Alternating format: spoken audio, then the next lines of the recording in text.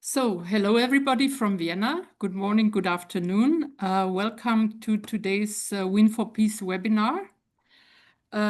Today we will speak about the last step of the nuclear fuel cycle.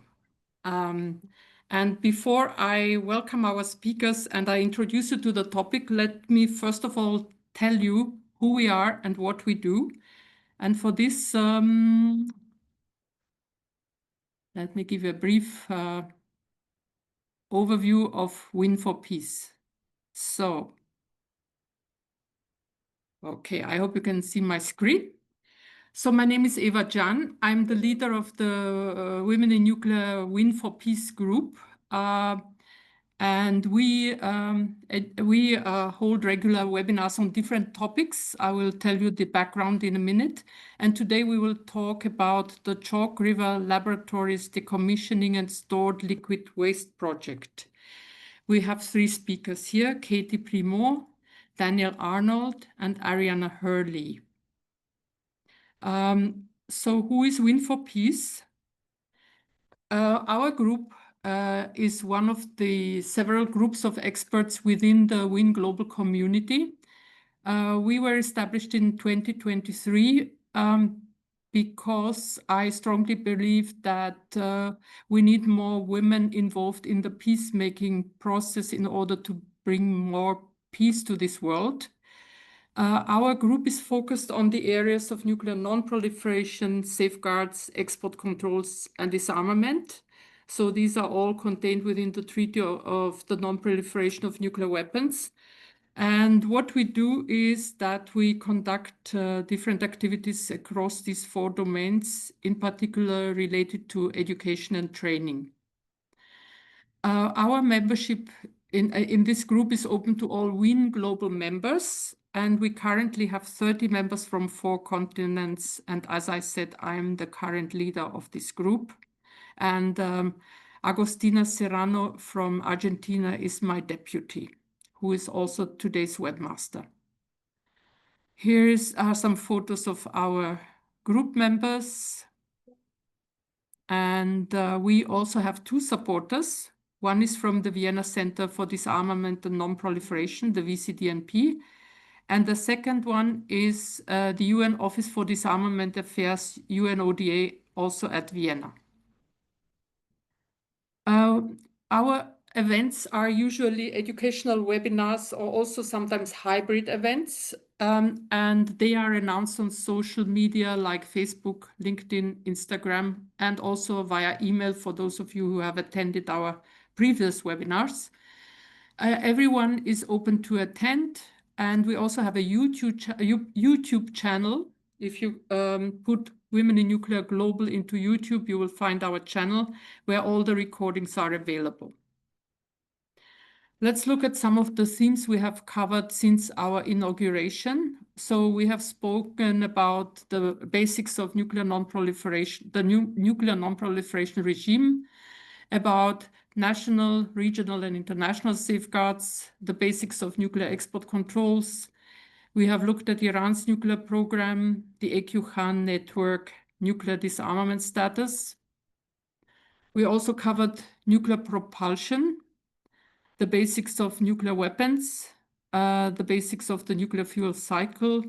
We have looked at some of the nuclear weapons-free zones, the Pelindaba, in particular related to the Treaty of Pelindaba and Tlatelolco.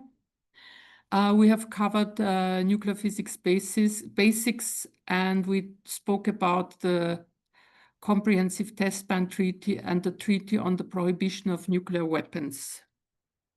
This year, we have had 4 webinars so far. In the first one, we asked the IAEA to explain to us what are the new equipments they are using for safeguards verification activities. Our colleagues from Cameroon gave us an overview of how they are implementing safeguards. Cameroon is an SQP state, a small quantities protocol state with an additional protocol in force. Then my former colleagues from the UAE spoke to us how they transitioned from an SQP state to full scope safeguards. And we had one non-technical webinar on work-life balance and communication skills. So this is our fifth webinar on the Chalk River Decommissioning project. And I would also like to draw your attention to a webinar series that is starting day after tomorrow, together with our Women in Innovation group, on emerging nuclear technologies that are relevant for the nuclear fuel cycle. For example, AI, digital twins, blockchain technology, additive manufacturing, and we look about what they are and what are the opportunities and the challenges.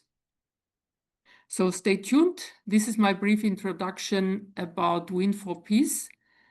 And now it's a great pleasure for me to introduce our three speakers.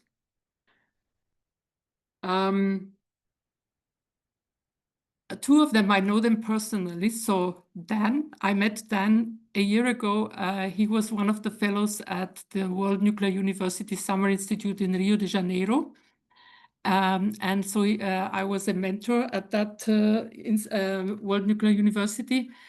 And we spent almost 6 weeks together at the Copacabana. And during this time, I want to tell you a secret.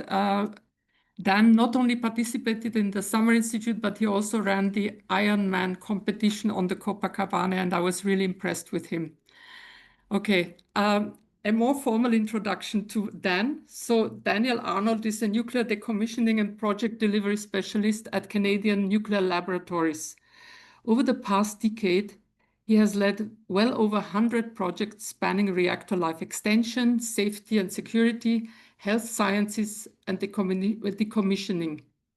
His work focuses on risk-informed planning, safe execution in high-hazard environments, and converting complex technical programs into value-focused strategies that reduce long-term liabilities. Dan is currently advancing CNL's Vision 2030 priorities within the D&ER-IDG, whatever that means. Dan, you have to explain it to us, portfolio, emphasizing compliance, stakeholder alignment, and fit-for-purpose execution frameworks. And outside of work, Dan is a husband, proud father of 2 young daughters, avid outdoorsman, triathlete, and ski patroller. Bravo, Dan. So that's number one. Number two, because we have 3 speakers today. Katie Primo. Katie is a process improvement lead for the decommissioning mission at Canadian Nuclear Laboratories. She joined CNL, which was previously AECL, during the NRU vessel leak repair project. NRU, I don't know whether all of you know, is the large research reactor on the Chalk River site, which was producing radioisotopes. She has since supported a wide breadth of improvement initiatives aimed at streamlining processes and improving the CNL worker experience. Over the last few years, her work has been focused on making meaningful improvements to decommissioning's key enabling processes, engineering, and work planning and execution. Outside work, Katie is an avid baseball player and hockey rookie. Wow. When she and her husband Brian are not managing the sports career of their 3 young daughters. Okay, interesting career. And the third but not least is Ariana Hurley, whom I also know personally. Ariana and I both participated at the previous WIN Global Conference in London in July, and we happened to sit at the same table. And Ariana told me more about herself and where she works. And then I asked her whether she knows Dan. And she happens to work together with Dan on this very project where last year I asked Dan to present on us. So it's really a small world. Let me introduce to you Ariana. So Ariana joined the nuclear industry in early 2024 with previous experience in cancer immunotherapy research. Oh, that's an unusual background. Ariana currently works at the CNL as a project engineering representative in the waste operations engineering branch. In this role, she oversees the execution of multiple multi-million-dollar projects, designs, and engineering deliverables to support environmental stewardship and radioactive waste management. Ariane is an avid supporter of women in STEM and is passionate about understanding the global landscape for gender equality. Outside of work, she enjoys reading, aerial acrobatics, and rock climbing. Aerial acrobatics, wow, that sounds very exciting. You have to tell me more about that, Ariana. So without further ado, a big welcome to our three speakers today. I will now hand over to Dan, who will lead us through the sequence. And for the participants, please reserve your questions till the end of the presentations. So Dan, the floor is yours. Thank you. Thank you much, Eva. That was a very, very warming and generous introduction. I'll just confirm you can see the presentation. Very good. So I'm very happy and honored to speak to you all today. Women in Nuclear is, somewhat special to me. I've been in the nuclear industry for 10 years now. I joined, like many people, I wanted to help make the world a better place through nuclear medicine, through extending life extension, our domestic CANDU fleet, and now the latter part of my 10 years, really focusing on decommissioning. For a couple of reasons, Eva mentioned I'm a father of two. We live on the beautiful Ottawa River downstream of Chalk River. I want to see this environment clean and sustainable and friendly going forward. One, because my children are feral and they drink the water from the river. We also catch the fish and eat the ducks, and this is where our food comes from. This is where my garden grows, and I want to see it restored properly. I also invited with me Katie Primo and Ariana because they're experts in some very interesting spots in CNL. Decommissioning is relatively new, as I'll explain, and we've had to develop some interesting processes to move through this safely and efficiently. So today I'll give you a background on Chalk River Laboratories. I'll give you some overall view of our decommissioning projects with some examples. And then Ariana will talk to you about our engineering change control process and how we get through kind of the paperwork challenges. Katie will talk to you about our integrated work control process, how we keep our workers safe and how we plan work proactively. And then I'll close out with kind of an overall project summary of one specific project, this Roll Liquid Waste project, where we can take it kind of from cradle to grave, and that should give you a good understanding of what decommissioning is.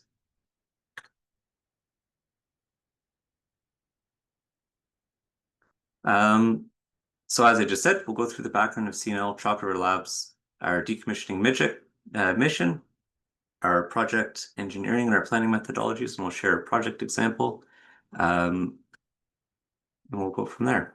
So first of all, our company, Canadian Nuclear Labs, we have an overarching president and CEO, under which we have three main missions. One is capital. They're charged with reinvigorating the site, creating new infrastructure, new labs, new hot cells, new offices and new warehouses to really ensure our enduring mission science technology has the facilities and equipment needed to persevere for the coming decades.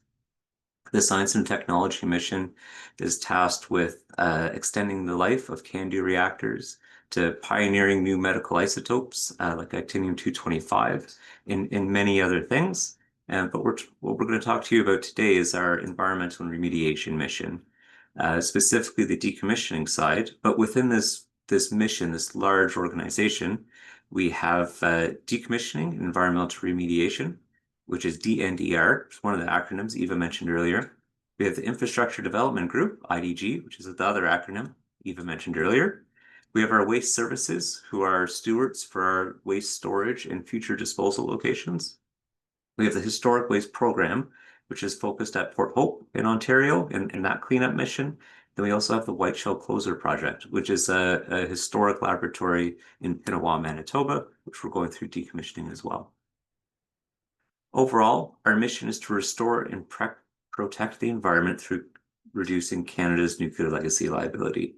Canada was a pioneer in nuclear from the early 1940s through to today.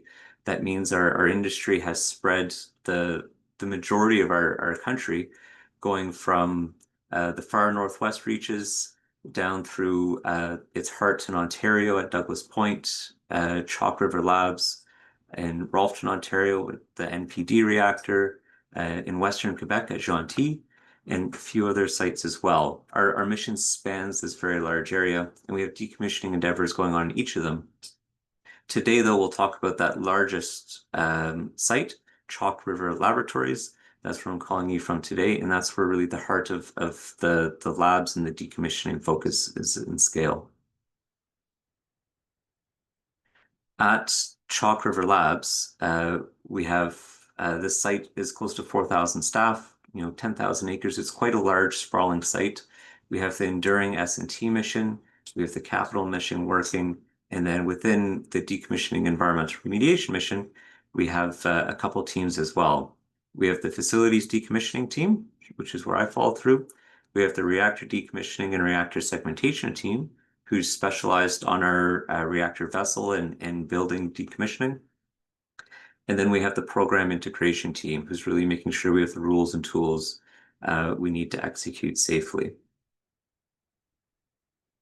And we keep going from there. When it comes to people with tools doing hands-on work, we really have 6 teams at Chalk River, and we split this up rather wisely to focus on areas of expertise so that as we're executing this work, the teams working those specific facilities develop the experience necessary to do more complex, more high hazard, more interconnected work going down the road. So first we have the red team, who's focused on high radiation decommissioning expertise. They're focused in our historic rod bay facilities. We have blue team, who's working on laboratory decommissioning. They're looking into old fume hoods and glove boxes and some really interesting hot cell facilities there as well. We have green team, general building decommissioning, offices, warehouse, machine shops, things like that. They hold the crown by far for most buildings decom so far. We have purple team, who's our reactor systems expertise. We talked about the team looking at the core themselves and the segmenting the core. But inside our reactors, NRX, National Research Experimental, and NRU, the National Research Universal, there's a plethora of research equipment in scientific loops and many other things that need to be safely dismantled and cleaned. We have Orange Team. I'm happy to be the manager of that team, and we're focused on high hazard decommissioning. Some oddities on site, store liquid waste, our Bunker C oil system for our powerhouse, and a few other things. And then we also have a strong tech team who's developing the latest tools and tech to facilitate the others. These are Brock robotics and drones and digital innovations that really help us take workers out of the field, out of harm's way, and execute our work more efficiently. So this is the playground we're all working on today, Chalk River Labs. It's a astonishing site set right next to one of our nation's largest national parks, right on the shore of the Ottawa River. It's a mix of beautiful untouched forest and a bustling nuclear research site. It got its start in the 1940s. It was the birthplace of Canada's nuclear industry, and it was the first sustained nuclear criticality outside the US at the ZEEP reactor in 1945. That success quickly sprawled into our next endeavor, the National Research Experimental, which went critical in 1947. From there, we also had another experimental reactor, National Research Universal, which was built in the 50s, and that just ceased operation in 2018. We also have a bustling complex with hot cells, chemistry labs, biological research facilities. There's all the infrastructure to support this site in rural Canada. And it's when you think about decommissioning, this is really the legacy we're working hard to clean up today. The 40s, 50s, and 60s when we were pioneering nuclear research. A lot of those legacies still exist today. And it's important to keep in the context the times as well. This was during a large amount of disparity in the world, and the workers didn't have electricity in their homes. A lot of them had short commutes on horse or canoe to get to the job site. So it's interesting to think when we're tearing down these world-renowned research institutions, when they were built, it wasn't with the CAD drawings we have today or today's building codes. It really is a riddle on how these things were built, and we get the pleasure to dissect that and work towards their safe decommissioning. So when it comes to decommissioning, what is it that we actually do? And in short, we work to manage the risks and liabilities associated with these historic facilities, many decades old, the waste they generate, and the contaminated lands they sit on. This ensures the facilities are maintained in safe and compliant state until the demolition occurs. So there's a risk to the environment and there's a liability present within each of these facilities. Our task is to remove that as safely and efficiently as we can. To do so, we first have to maintain the facility, and then we have to plan for its safe decommissioning, gain a license for that from our regulator, and then proceed with those steps.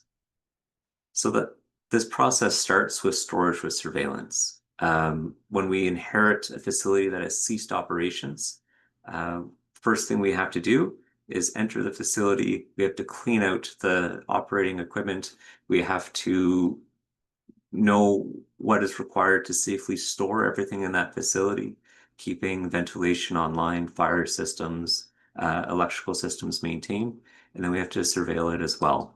Understand what material is where and keep it there until we have an agreement and a license from our regulator to proceed with the removal and decommissioning of that facility.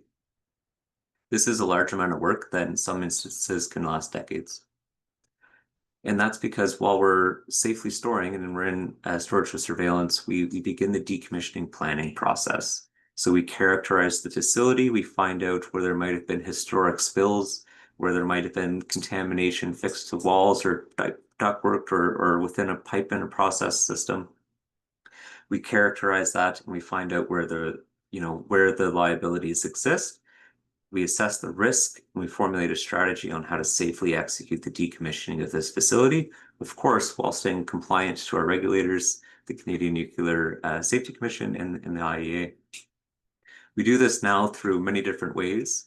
Hands-on tools, walking around the facilities with Geiger counters, finding loose contamination or fixed contamination or hotspots, or as we call them in the field, pancakes.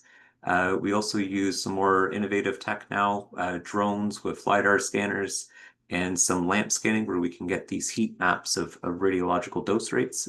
And these can all be inputted within a digital twin of the facility that we can use for dismantling or decommissioning strategy, brainstorming sessions and things of the like. We also take some samples that we can send away for laboratory analysis, and that determines our waste path and waste strategy. What will size reduce, what we'll treat, what package we'll put it in, and where it's going to go for low level, intermediate level, or high level waste, where the storage will be, and hopefully, where will ultimate disposal be. Once our planning is done and we have a thorough understanding of how we'll conduct the work, after we have an agreement with our customer, AECL, on how we will fund and schedule and execute, and after we get a license from our regulators, well, then we execute. And this is where everyone likes to take the cameras out. There's big excavators, there's truss jobs, there's things actually moving and changing, and it's very rewarding to see a skyline change after years or decades of planning. To date, at Chalk River Labs, there's been 127 buildings decommissioned. That has resulted in 250,000 kilograms of asbestos being removed, 3 million kilograms of low-level radiological waste, and 20,000 kilograms of decommissioning debris. Much of this we try to free release. We try to clean, recycle, repurpose it as best we can. Low-level waste is retained on site, or all nuclear waste is retained on site for long-term storage before disposal site is approved for use. But this is important work because we spoke about our other missions previous. The footprint at Chalk River Labs, although it's a large site, is somewhat congested. So all the facilities we remove, not only are we removing the nuclear liabilities and the effort and the dollars required to maintain them in a safe state, we're also opening some of our country's most valuable real estate for new hot cell facilities or new laboratories or new warehouses or new machine shops and things of the like. So it's quite a rewarding project because we're protecting and improving the environment. We're also opening up new opportunities for the science and technology and the capital missions as well.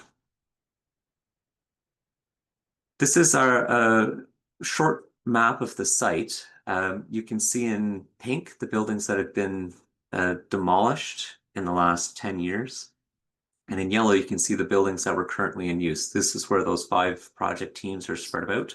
We're actively executing work. And then you can see our what we call keeper buildings, or buildings still in use in blue. These are science technology facilities or critical infrastructure we need to maintain. It's quite fascinating. We have close to 500 folks in decommissioning working along this, as well as the thousands of others on site. So it's quite a busy site. And in terms of projects, this means we have a wealth of activities going on any given day. And in a year, Chalk River alone is well over $100 million Canadian in execution work, and we're working on reducing those liabilities for the federal government efficiently. The work in this area will proceed for several decades to come, after which there'll be a large campaign to do an environmental remediation. So we're mainly focusing and giving examples about buildings today and facility decommissioning, but it's important to note that after that is complete, there's still an endeavor to clean up the soil and the environment after which as well. Some specific project examples. This is Building 250. It was a multi-purpose lab that was constructed between 1950 and 1953. It's quite large, over 1,200 square meters, and it was identified at the start of decommissioning around 2015 as being the most significant health, safety, security, and environmental risk. One, due to its age. Two, because of its construction. Three, it's had some interesting events in the past. And it also had a large variety of work being done, from hot cells to fume hoods to glove boxes, and really any fun science experiment you could think of, partaking from the 1950s up until the 2010s. Recently, this is what the building looks like on the inside. You can see the team is carrying out remediation of the chlorates that were found in ductwork, dismantling and removal of associated fume hoods in the north side of the facility. And that's a first of a kind activity that Canadian Nuclear Labs is undertaking, and one of a pioneering one for the nuclear industry in general, going after something that's radioactively contaminated with the chloride hazard as well. In 2019, the Canadian Nuclear Safety Commission also approved the final version of the detailed decommissioning plan for Building 250. So that provides us with regulatory approval to proceed through these final steps of the facility's life. And then due to the age, this is a priority for demolition. Our National Research Experimental is definitely a keynote of our skyline. This was Canada's first large-scale research reactor. It's more fundamental physics and material research using neutrons. It was a pioneer in medical and industrial isotopes production. As I said earlier, the reactor began or went critical in July 1947, and then it permanently ceased operation April 8th, 1993. It's currently in the first phase of its detailed decommissioning plan, which permits for the removal of system structures and components in the main reactor hall. It also permitted the rerunning of a new electrical system for the facility.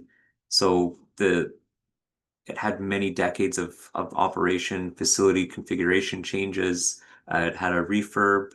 It had a very storied life, and due to that, and due to the change control process and engineering practices of the time, we no longer had configuration control of the facility.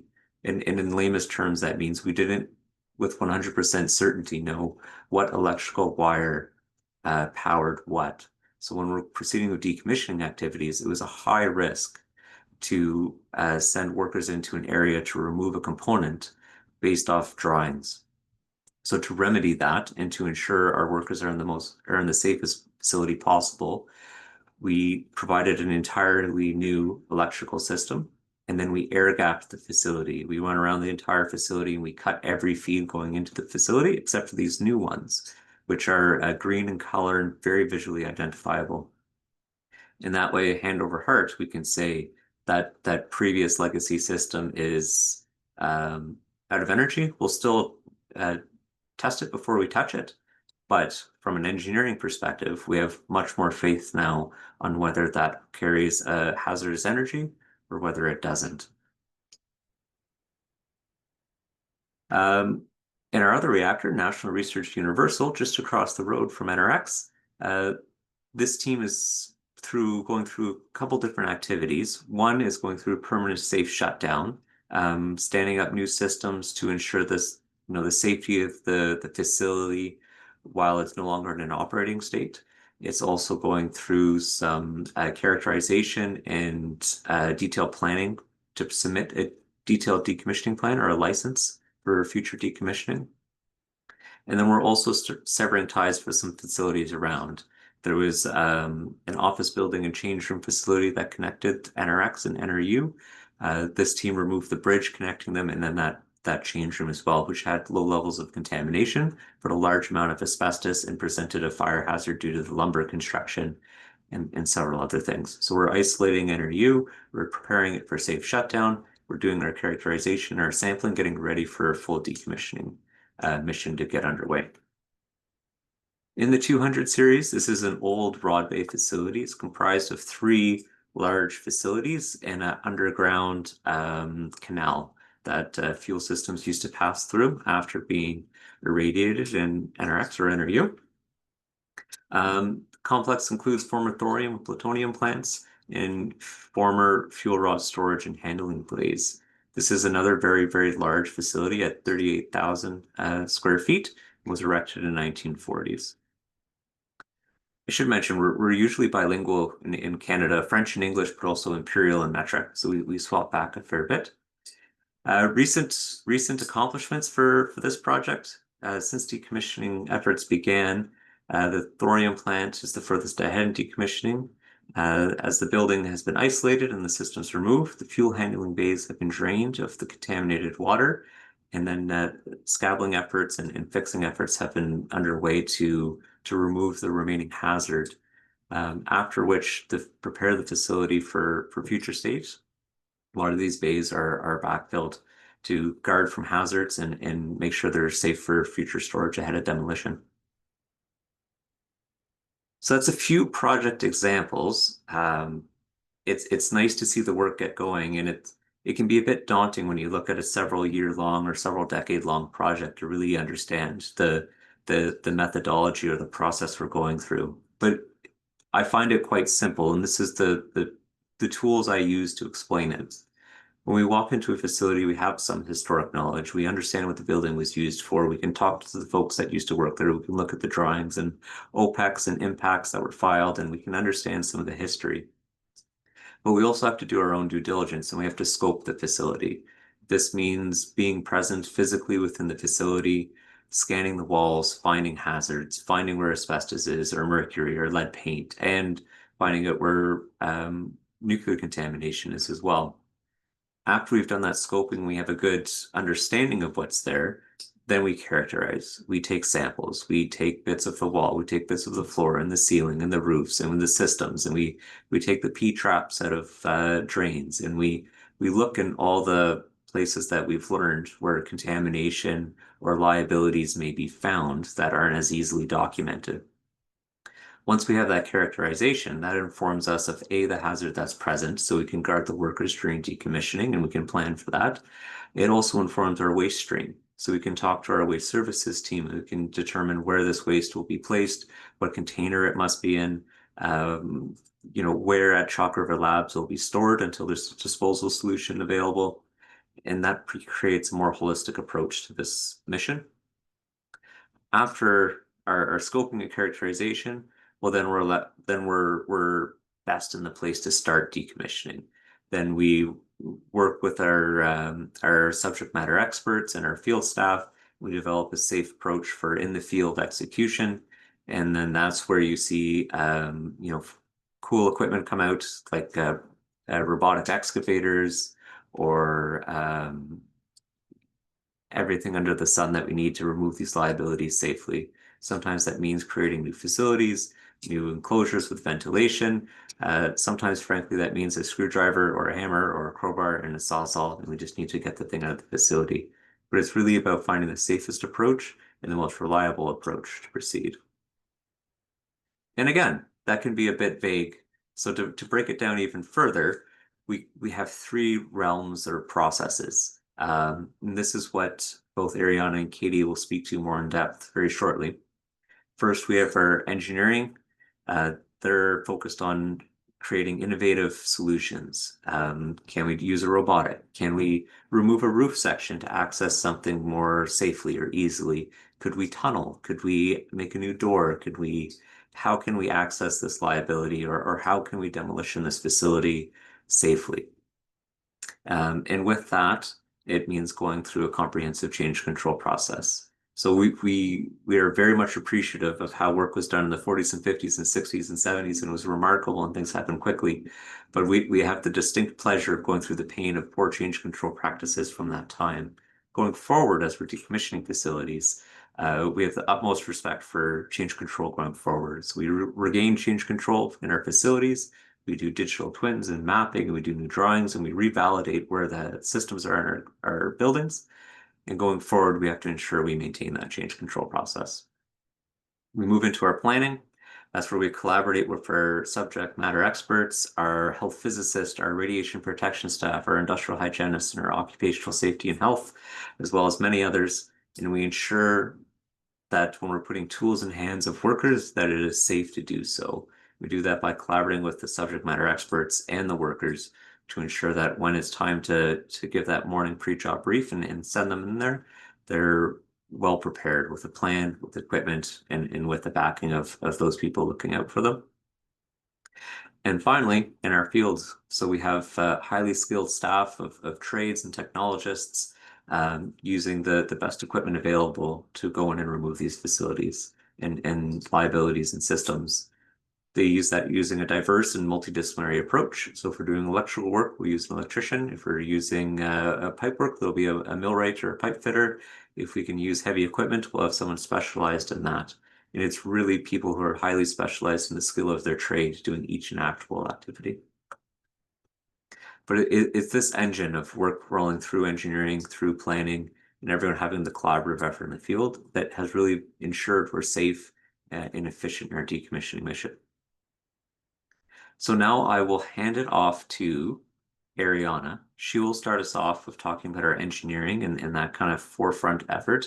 And then Ariana will hand it off to Katie, sorry. We'll talk about our integrated work control process. And then finally, I'll close out with a project example from Store Liquid Waste. Perfect. Thanks so much, Dan. Hi, everyone. My name is Ariana. I'm a project engineering representative with Waste Operations Engineering. I've been at CNL for a year and a half after previously working in cancer immunotherapy, as I mentioned earlier. In my current role, I oversee the delivery of technical aspects of various projects completed within the Environmental Remediation Management and Stewardship Renewal Group here at CNL. And I'm really excited to be here with you today as I'm passionate about the Women in Nuclear Global Mission and have on a personal level seen the impact that WIN has on young professionals in the nuclear space. I was fortunate to have attended the WIN Global Conference this past summer and became inspired by interactions with women from across the globe, all working towards a common goal. So I'll be speaking to you today about engineering services and specifically the engineering change control process, often referred to as ECC. This is the process that's followed for all engineering work that is completed at CNL. So if we move to the next slide, I'll highlight some of the guiding principles that provide a framework for the engineering we do.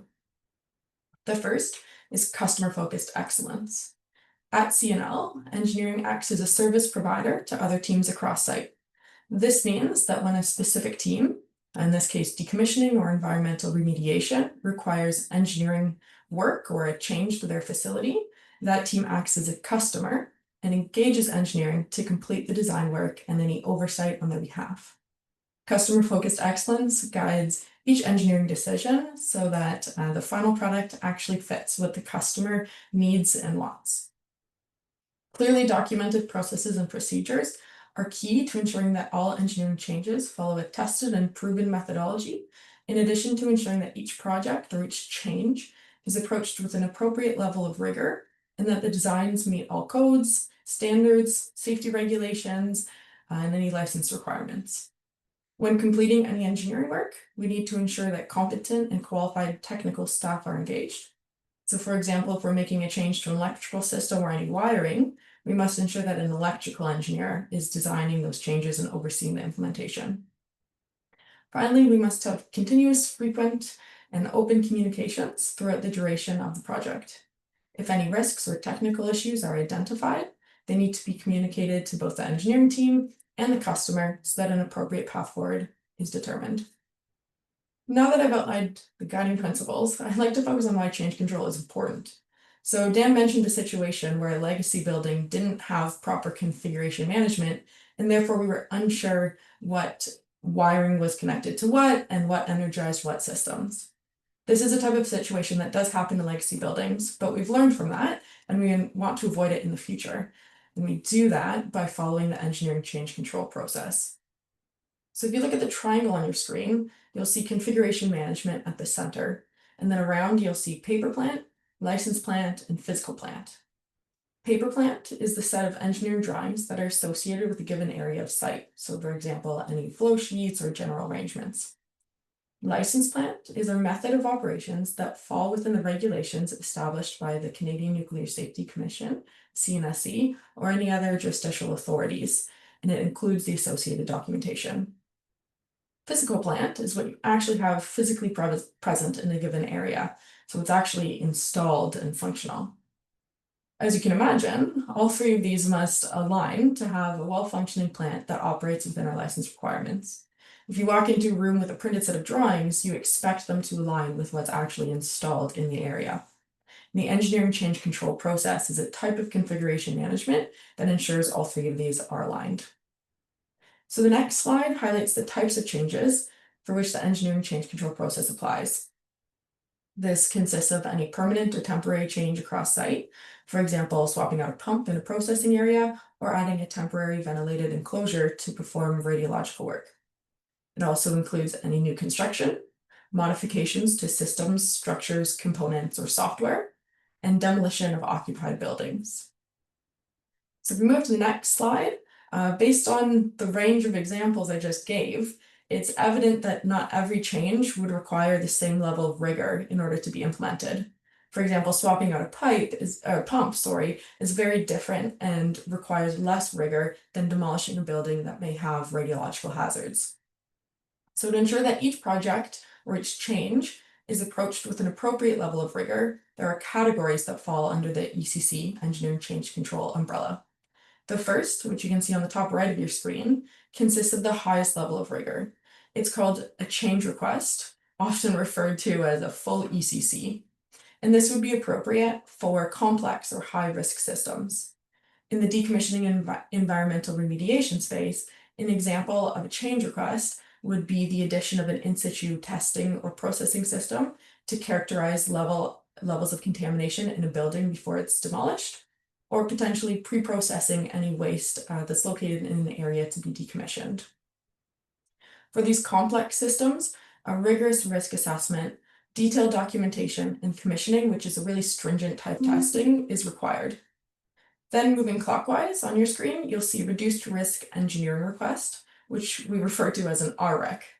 So this would apply for any modifications with a low level of complexity, for example, adding scaffolding outside a building that is to be worked on.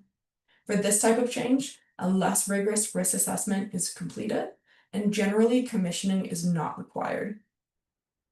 Finally, the lowest level of rigor is applied for an item equivalency evaluation request, which is at the bottom of your screen, IEER.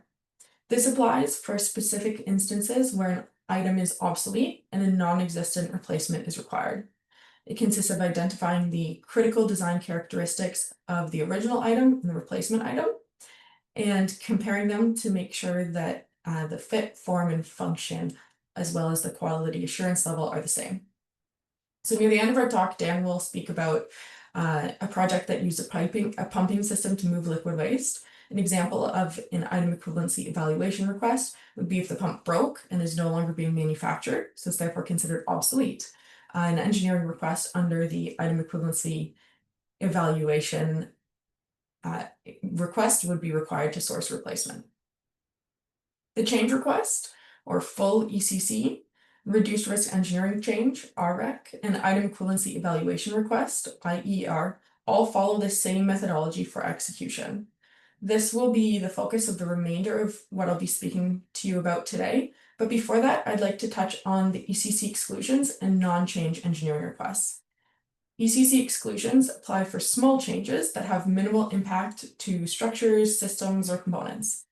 In this case, engineering design and oversight is not required, and the integrated work control process that Katie will be speaking to you about can be used instead.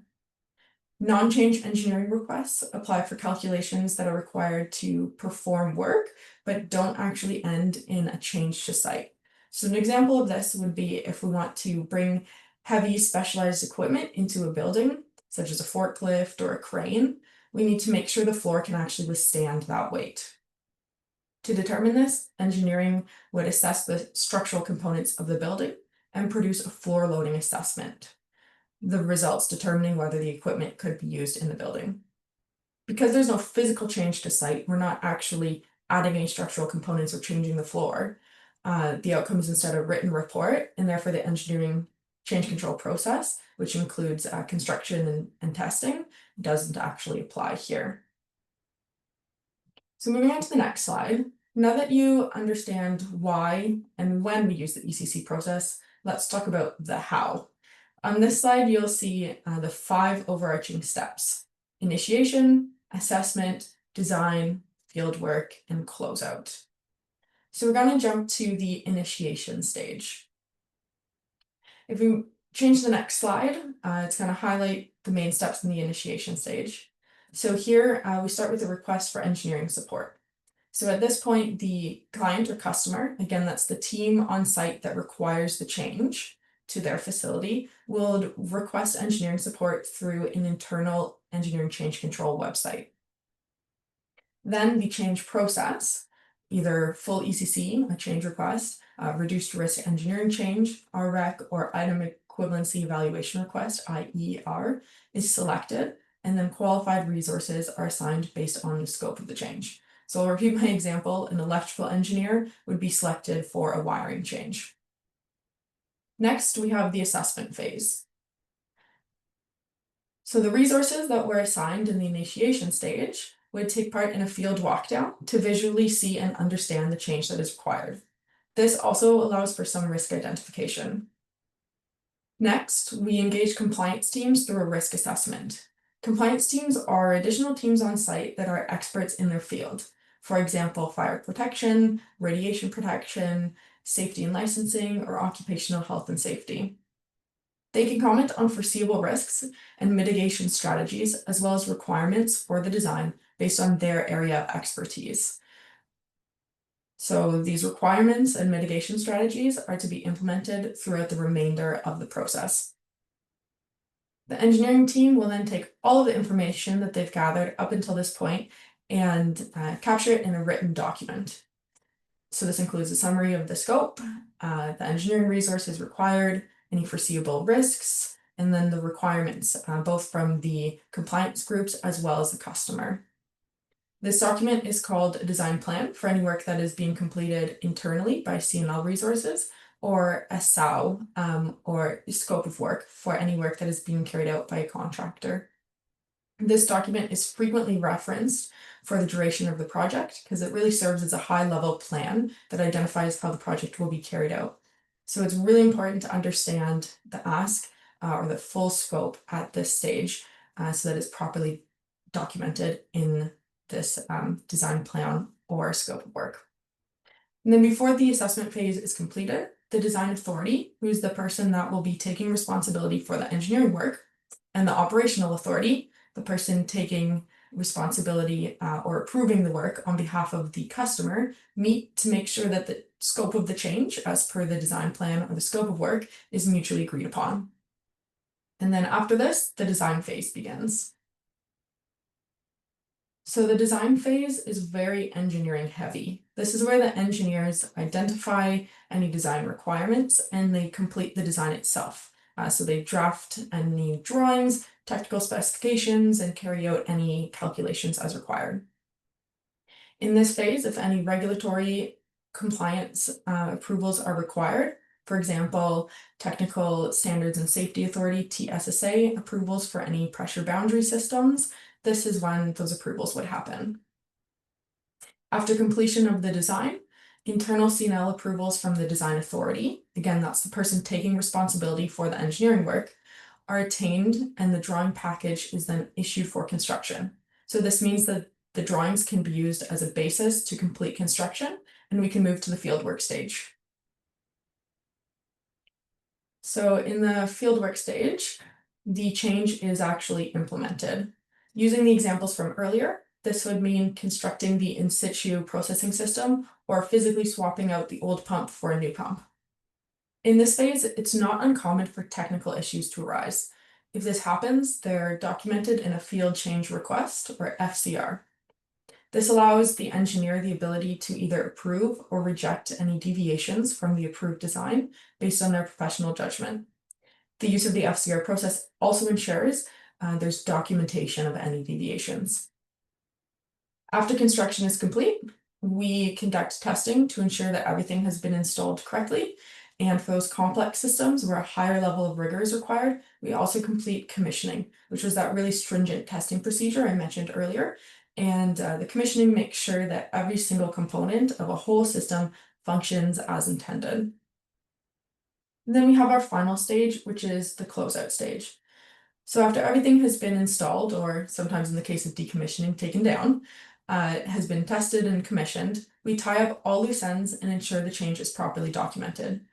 So the engineers and client representatives, either decommissioning representative or operations specialist, depending on who requested the change, will complete a post-execution field walkdown. So they physically go to the site and see the change, make sure that everything has been installed per design. This would also be when field tags would be looked at and compared to the drawings to make sure that everything aligns. So this is to confirm that the physical plant aspect of the work was completed correctly. Next, all drawings are updated, either as as-built drawings or record drawings. So record drawings are stamped and sealed by an engineer and are required for the jobs with a high level of rigor. This ensures that the paper plant matches the physical plant. Then we have final sign-offs from engineering and the customer, and we compile all the documents that are associated with the entire change in one history file.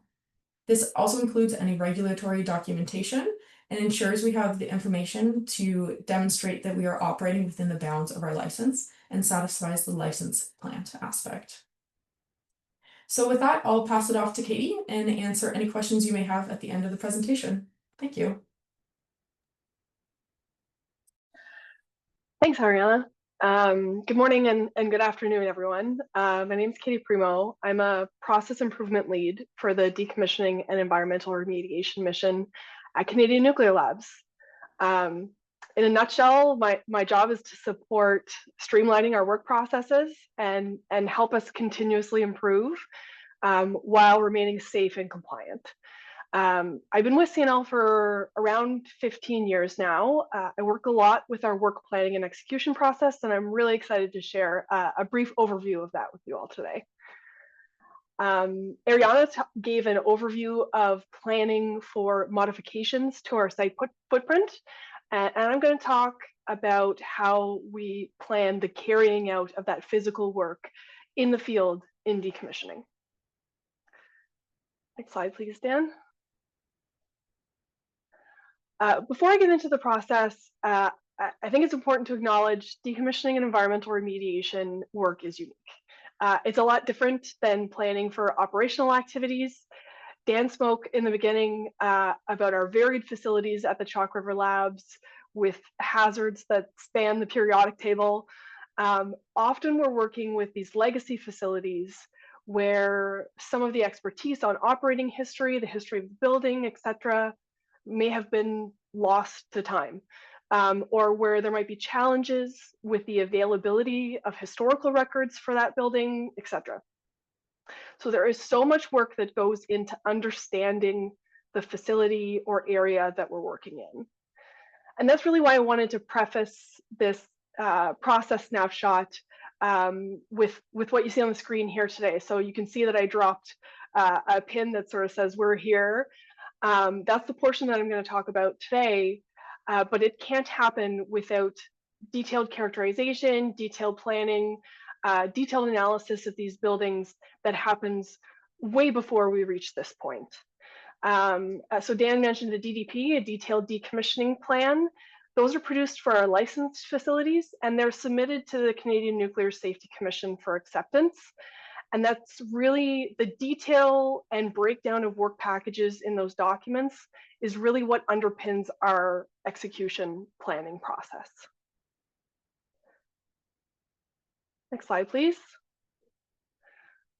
All right, I also want to recognize that it takes a highly skilled and integrated team to execute the decommissioning portfolio. And there's some key roles that play a very important part in reducing Canada's nuclear liability legacy. The first step is what we call a decommissioning planner. So they are really the key facilitator of this whole process. They coordinate all of the activities that go into creating a plan to execute the work. They're the author of the decommissioning work plan, so they have a bit of a technical writing skill set. And they're responsible for ensuring that input from all members of the team is incorporated into that plan. Next up, we have subject matter experts, or SMEs as we sometimes call them. They play an important role in our planning teams as well. We utilize experts in the areas of radiation protection, industrial hygiene, nuclear criticality safety, waste management, and many more.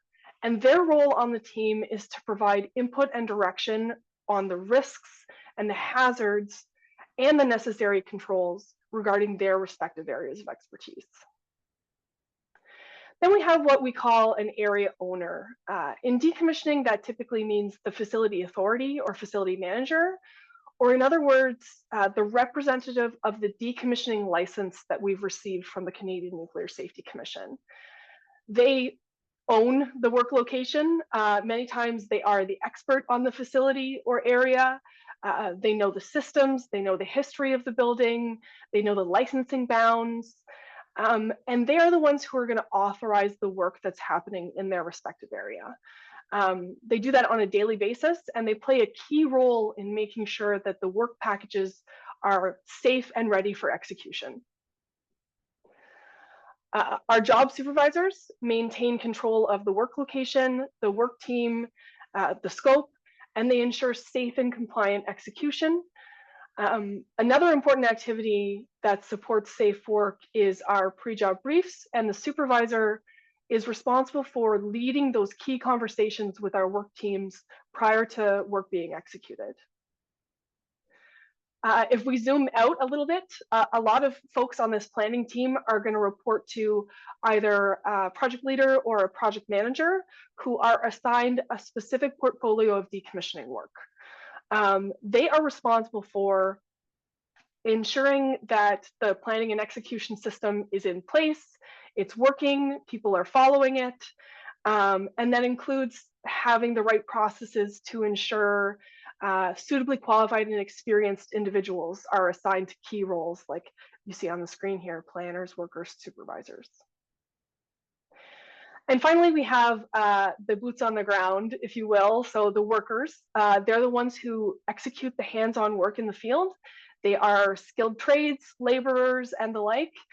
They are responsible for participating in this whole planning process and verifying that hazards have been identified and controls are in place. Perfect. So this is just a very high level snapshot of what we call our integrated work control process. I'll go into a little bit more detail on the next few slides, but this is what we use to plan field work for all of Canadian nuclear labs. The process has 5 major outcomes. It seeks to adequately define the scope of work, to identify and analyze hazards that are involved in that work, to develop and implement controls for those hazards, to perform work safely using those controls, and to close out the work while ensuring that lessons that were learned during work execution are fed back into the planning system to drive continuous improvement. Once our project teams have identified a discrete decommissioning activity, which might be removal of equipment or systems within a building, it might be complete decontamination of a building, it might be asbestos remediation, it might be demolition of the superstructure of a building. Once that's defined, the first step in the process is developing a complete, detailed, and accurate scope of work that really establishes the foundation for the remaining portions of our planning process. So to start planning the fieldwork, the activity needs to be defined in sufficient detail and clarity so that the hazards associated with the work can be identified. One of the ways that we do this is through arguably one of the most important aspects of our work planning process, and that's integrated field walkdowns with the planning team at the work location. At this point, your walk down will solely be to better understand the job, better understand the activity, including the parameters of the work. After that, work screening is the first step to determine whether that description of work is adequate. This evaluation is preliminary, of course, and doesn't mean that there won't be changes later on in the planning process. But at this stage, we use what's called a hazard screening checklist to help us identify all of the risks and hazards of the job and ensure that we have the right expertise on our team to help us implement controls for those risks. That area owner that I spoke about earlier is the person who will later authorize execution of the work in their area. So screening the work with that person is an important gate. It ensures the team is aligned on what will be covered in this work plan. After we get the scope well defined, it's time to get into more detailed planning of the work. Again, we do this through integrated walkdowns where the whole planning team gets out to the field where the work is going to happen and begins to look at each task of the job in more detail. So they would verify equipment component locations and labeling, talk about the hazards of each task and the work environment that they're working in, discuss what-if scenarios or potential undesirable events, analyze all of those hazards collectively and arrive at the optimum set of controls for the work. We use a risk matrix as part of planning that determines the overall risk of the activity. It's a scale of 1 to 4, with 1 being the most significant risk associated and 4 being negligible risk. Some examples of our highest risk work plans might be anything that has the potential to expose workers to a high radiation dose. Could be activities that deal with nuclear materials or safeguards, and dealing with high-risk chemical contamination such as perchlorates, like Dan mentioned, just to name a few. The assignment of a risk rating is a way that we ensure that the planning rigor and the supervision that we plan for the activity is commensurate with the risk of the job. After this, our decommissioning planners craft the actual work plan, and there's a very rigorous review and comment process with the whole planning team associated with crafting that work plan. Once we have a good work package together that's been reviewed and agreed to in concept by the planning team, the last step before approval of that work package is validating that work plan. We do this through what we call a validation walkdown with the workers and the supervisors, where they confirm usability of that plan by simulating performance at the actual work site. So for our most complex activities, that process might span a bit of time. It might include building mock-ups and a lot of practice prior to execution.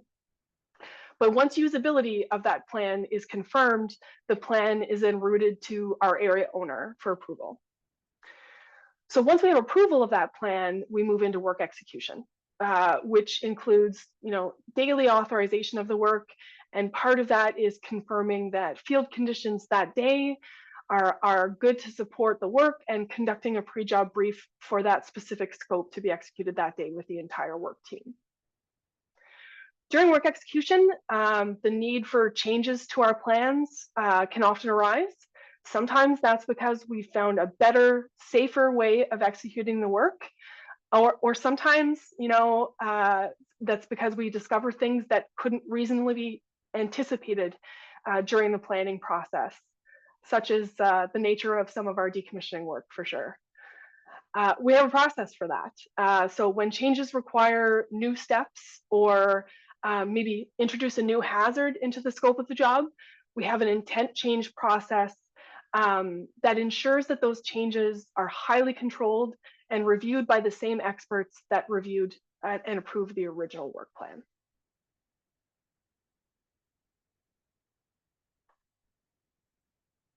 I spoke in the beginning about a detailed decommissioning plan underpinning this process. Well, on the other end of the decommissioning life cycle, we produce what's called an end state report for licensed facilities. So that report is, again, submitted to the Canadian Nuclear Safety Commission for acceptance. And it's produced when we're finished a decommissioning project or facility, or we're finished remediating an area of land. And that report will summarize all of the activities that the building underwent, the waste that was generated from those activities, all the radiological dose that was associated with carrying out those work plans, and much, much more. Because we're providing this very comprehensive report to the regulator, and that's what a lot of these post-work activities are, record keeping and decommissioning is very important. So this step is all about collecting all of the information about the work, updating drawings, excuse me, collecting associated reports, and so on. And the last couple of steps here are about ensuring continuous improvement and that we're a continuous learning organization.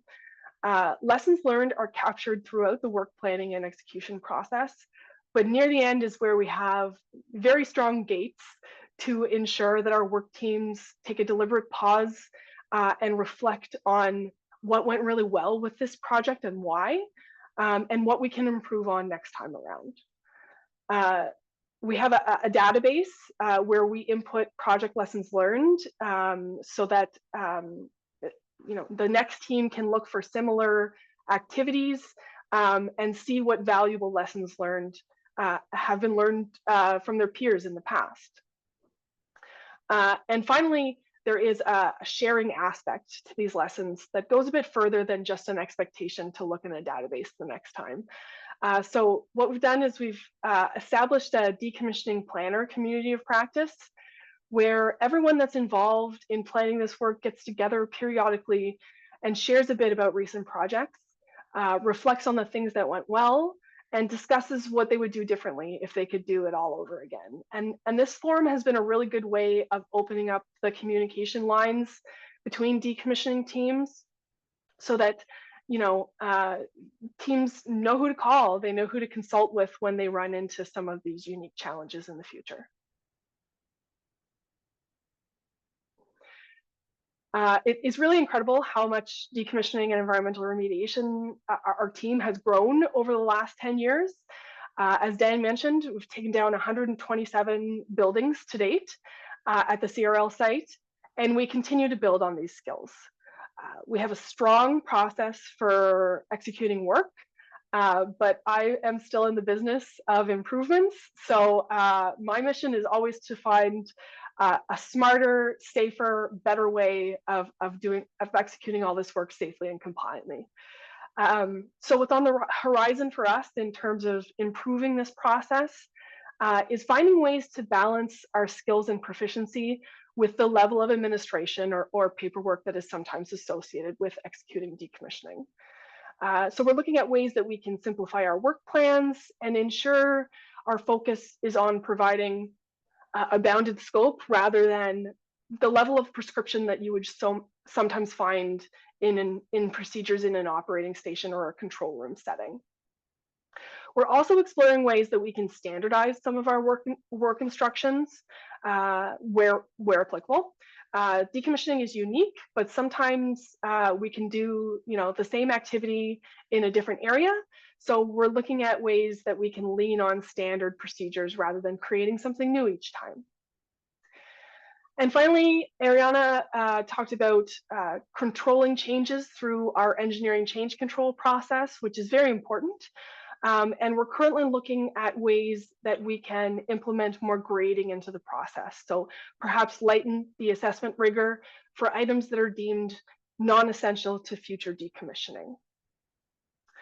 As Dan mentioned, the site operated reactors for many years. So a lot of our procedural foundation is really inspired by operations. So these strategic improvements are focused on ensuring our work processes are the absolute best fit for a decommissioning mission. And in essence, that's our work planning and execution process in DNER. And with that, I'm going to pass it back over to Dan to talk about one of our very exciting projects. Thank you very much, Ariana and Katie. That was very good. And I hope that paints a bit of light on how or why decommissioning is so unique. Our industry is relatively new at decommissioning. We've been doing new builds for almost a century now. We've been doing operations for, shortly thereafter. But our big push to clean up the environment, to put our things in a safe state and really get the social license for nuclear going forward and set the stage for future new builds is really getting going. So there's a lot of improvements here. There's lots of new processes being stood up, and we're really getting a strong footing on how to get going forward. To give you one specific project example before we open it up to questions, we will talk about the Store Liquid Waste project. This one's near and dear to my heart. We just received this project within my portfolio last year in decommissioning. So our operations team ceased maintaining or operating these facilities as they were intended, and the portfolio came over to Decom. And we executed our first liability reduction campaign this past winter. I always like to start with this picture because this is really what good looked like for us on this project. We had an absolutely extraordinary engineer. We had some phenomenal operators. We had a supervisor and 2 radiation protection staff. And although those are the people hands-on in the field in our lovely winter, as you can see, there was a small army of folks supporting, from transportation, from heavy equipment, from our transportation team, from our licensing team, from our facility team. There's a whole back end through this process, which Ariana and Katie explained, that really set these 6 individuals up for success in their day-to-day operations. So store liquid waste, as it mentioned, these facilities stored liquid waste, but where did that come from, and why is it still here? So in the history of Chalk River Labs, there was a couple different processes that generated liquid waste. One of which, worth noting, is the global production of cobalt-60. This was an onset in the early 1950s, the early days of CNL or Chalk River Labs, is when we started to produce this important medical isotope. And it was the first patient in the world was being treated with this in 1951 in Southern Ontario. So it's really a domestic, miracle that this was pioneered. But that being said, when they produced this amazing medical thing, we fell a little bit short on how we could dispose of the waste. So they did the absolute best thing at the time, and they stored it in a safe, compliant, and protectable manner for the future until we could.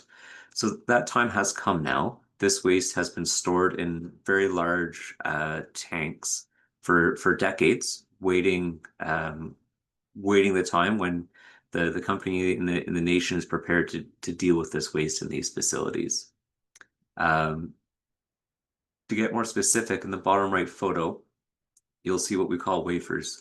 These wafers are aluminum, and inside are cobalt pellets, which were irradiated in our research reactors. After they were irradiated, they were brought to our hot cell facilities. From there, they were dissolved in a chemical solution. That chemical solution was washed away into the tanks that we now store, and the cobalt wafers were caught and then transported through the domestic supply chain for for proper purposing for medical applications. So that leaves the Store Liquid Waste project. We have 3 large objectives. One is to reduce the environmental liability. So the waste is currently sitting in these tanks. The tanks are fine. Everything, the buildings are still standing, but they're 70+ years old. They are at the end of their life. They are a high risk of to the environment through failure, and the buildings are at the end of their life as well. So that's objective number 1, reduce the environmental liability. Number 2 is retrieve the Store Liquid Waste tank contents and make it safe for safe storage. So we don't have a decommissioning license. So what that means is we can't destroy the building. We can't, decommission it. We can't demolish it quite yet.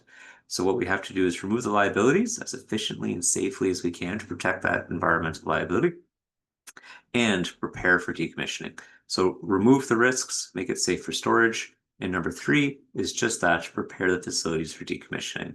That's as much about getting up to speed on configuration control, making sure the buildings are structurally sound, reducing the liabilities, making sure we can store them safely, and starting the planning and writing process to propose to our regulator on how we'll tear down these facilities.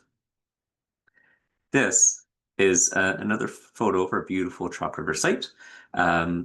The Store Liquid Waste project is a bit scattered about. We have 2 different locations, 16 tanks, 5 different waste types, over 200,000 liters of waste. Some of these tanks are out here in what we call Building 538. Others are deeper within the compound on site, and then some others are right next door. It's important to note that, again, these are all different states and sizes and locations, and the physical spot looks different. So it could look like a grassy knoll where there's a fence around it and some waste being stored on top, but underneath there are some liquid waste tanks with exhaust ports and different things sticking out that we need to access and retrieve. So the removal of the contents will require pumping out, putting in transports, bringing it to a processing facility, and then making safe for long-term storage. And then actual decommissioning will be excavating these tanks, cleaning the soil, cleaning the tanks, and disposing of the contents from there. Some of our tanks are still buried underground. However, their contents are so unique and frankly hazardous that we're unable to find a transportation or a processing solution that's already existed. So we don't have other capabilities on site to solidify this waste. We don't have a venue within our supply chain to ship it to them or for them to solidify it. So our option is to build a structure around these tanks and build an in situ processing skid. So that's what you see in this bottom photo. We've built a new building around these tanks. We're installing active ventilation. We're installing pipework and a processing skid so that we can pull the liquid out of the tanks.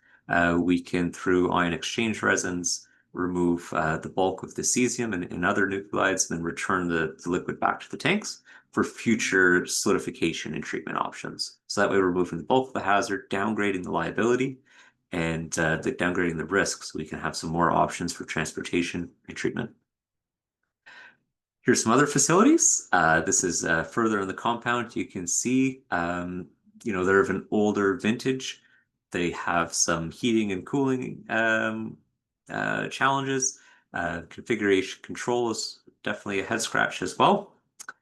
And then here's in the same sort of area, but looking the opposite direction, we have another facility which holds 6 tanks within a building. These are by far most easily accessible and the site of our most recent retrieval campaign. In fact, you can see the yellow shipping totes we used for transporting that waste in the foreground of the photo.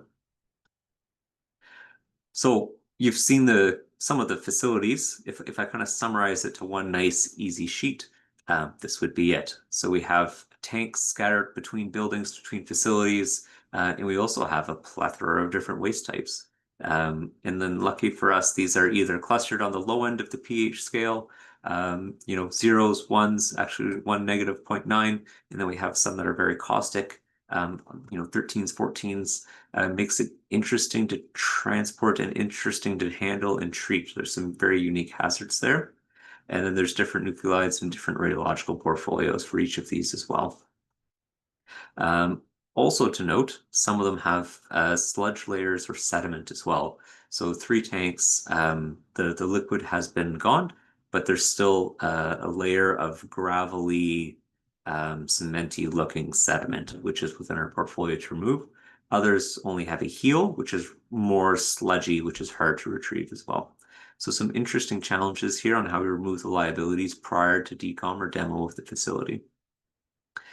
And what that really looks like, well, this past winter we got on with it. So that means getting operators and radiation protection staff in the field connecting to the tanks, really retrieving that liquid cobalt processing waste in this instant into a double-walled stainless steel transport tote. That means, filling many of them at 1,000 liters at a time, using heated transportation systems and supply chain to receive that waste and solidify it into a waste form that's acceptable for long-term storage, i.e. a solid. And it's interesting at Canada because that means doing it at all different times of the year. Luckily, we have snow for what seems to be 11 months. And then that makes some challenges for the working and the heating and the transport. But the team really rallied together to get a very dangerous liability, a liquid cobalt processing waste, get it retrievable, put it into very safe packages, get it to a facility that could make it safe for long-term storage. And you can see the end product there in the bottom right. So in total, we were able to remove 40,000 liters of very caustic cobalt processing waste. We were able to get it solidified into a non-monolithic cemented waste, and that's being returned to Chalk River Labs for long-term storage ahead of eventual disposal. This is the same process we hope to repeat with some tweaks for our other waste types and our other facilities. And that will really put us in a strong spot for in managing the environmental risk. To remove the liquid, it can no longer leak. It's no longer something we have to actively manage. And then B, it's putting those facilities in a stronger space for planning for the decommissioning and eventual decommissioning of the facilities as well. And that's really the next steps of the facility. So we've taken ownership of this space. We've we're starting to dive through the drawings and the facilities and everything. We're removing the liabilities. We're getting it ready for safe storage for surveillance, and we're getting ready for a decommissioning license. And that means some pretty cool tech as well. So here you see an example or the output of some drone scans with LiDAR and radiological mapping as well. So in the vaults with these tanks sit, we took a small drone, put on some LiDAR scanners and radiation detectors, and we're able to fly into the facilities in a way that no one's really accessed in 70 years and see what hazards exist. And it's always interesting because where you think there might be a large source term, there isn't. And where you're not suspecting it, you might find something that requires your attention. So these tools are allowing us to be better prepared, better informed, and really be more predictable in our promises to our customer and safe in our execution as well. And that is a good example of a decommissioning project in a nutshell. We enter a facility somewhat in the unknown. We do a history lesson on the facility. We understand where the hazards are. We make an expeditious approach, both respecting compliance, safety, and also the risks to the environment to remove the liabilities. And then we plan for the ultimate decommissioning and demolition of that facility as well. With that is the end of our presentation. And I hope Eva has collected a few questions for us. Well, thank you very much, Dan. Thank you very much, Ariana, and thank you very much, Katie. That was really a very comprehensive presentation or set of presentations on how decommissioning works in practice. And also, I guess it's a very complicated site due to the history and many different facilities that need to be decommissioned. Usually you decommission one, but this is really a whole half of the site is going to be decommissioned. So actually, I know this site from my times at the IAEA when I was an inspector, and I've been there several times. And I'm sure if I ever get the chance to come again, I will not recognize it again. Actually, from my perspective, I have one question, or actually two. The first one is, has there ever been an aha moment when you thought, okay, based on the information we have on a building, we know that this is going to be expected there, but then you came and it looked quite, you found something unexpected, and how you dealt with that? And the second question I have is, how often does the regulator oversee the decommissioning? And does the IAEA come, or do they wait until you actually notify them of the decommissioned status? Those are Oh, basically my questions. very, very good questions. Maybe I'll take them just because we're in the field a fair bit. So discoveries, yes. So we do a good job. We put cameras in holes, we peek behind walls, we do the best we can to really understand what's there before we go. But one specific example recently is in our National Research Experimental Reactor, NRX. We were moving an old mock-up facility where on clean systems, they mocked up reactor tooling. When we were going through the demolition of that, moved the floor, there was a lead pan. We're like, oh, that's interesting. Stopped, paused, rewrote the plan, put in new measures to remove that, and then we had to stop again because there was drains under the floor that we didn't know were there. So it's one of those things where something made sense in the 40s or the 50s or the 60s. They did something, they changed the facility, it wasn't written down. We scanned the facility, we had a 3D model, we did all the samples in the world, we checked it best we can, but until you actually remove it, you don't know what's behind it. And I think that's frequent in decommissioning work. So you learn to expect unexpected. As for the regulator, we see them here often. Our regulator, the CNSC, has an office on site. They come and do, I don't know the exact frequently for each specific facility, but they have a recurring schedule that they come in, and they can pop in, of course, any time. For my specific project, I think I gave 2 tours in the last little while in conjunction with the facility or the license holder. As for the IAEA, they're also here on site frequently. They have a inspection monitoring program, and they're here often, both for our S&T mission, but also for decommissioning as well. Okay, thank you. And then we have another question in the Q&A section. Thank you for such an informative presentation. Does CNL use outside firms to assist or optioneer the planning phase? Katie, I think you're working with a few now. Do you want to answer that question? Yes, absolutely. We do. For certain projects, and really the strategy is, where we are not the experts, we would outsource that for certain projects, for the planning of certain projects. And we have a couple business partners who come in and help us plan. Sometimes support us planning a complex activity as sort of like an integrated team with CNL, and sometimes we have our contractors come in and sort of lead the planning, depending on the complexity of the activity and how much experience we have with it. Okay, thank you.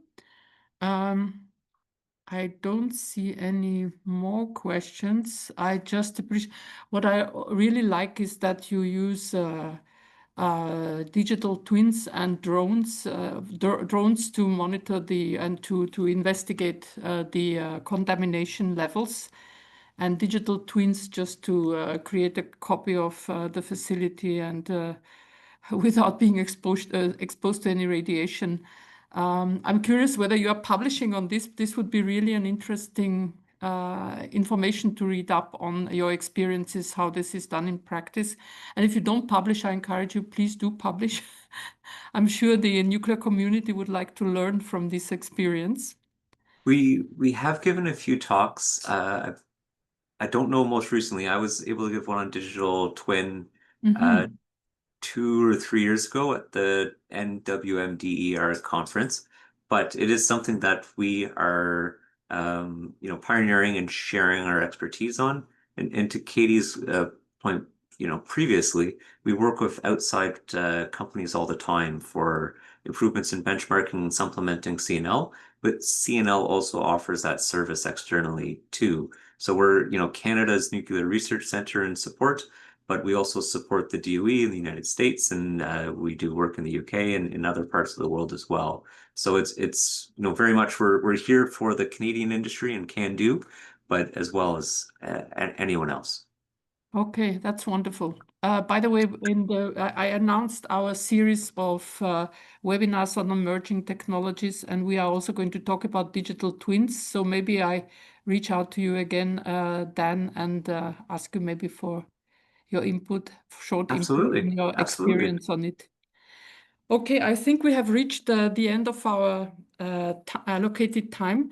So I would like to extend a huge thank you. But before we close, I would like to share something with you. Yeah. Can you see this? We can. Okay, so on the left side, you see Dan coming out of the water of the Copacabana, very windy water, the first part of his triathlon last year, June. And on the right hand, you can see Ariana and myself at the Win Global Conference in London last July. So I would like just to say a big thank you to the three of you. It was wonderful having you here, and thank you for sharing everything. And we are really very grateful for this, and we keep in touch. I wish you all the best for your project. I'm sure there's still a lot of things ahead of you, and it's not a fast thing. So good luck, and thanks again for sharing and for making your time available. I wish you a lovely day and week in Canada. Thank you, Thank you very everyone, much, and thank Eva. you to the audience, and thank you to my helpers in the background, especially Agostina from Argentina. Thank you. Bye-bye. For having us. Thank you so much. Thank you.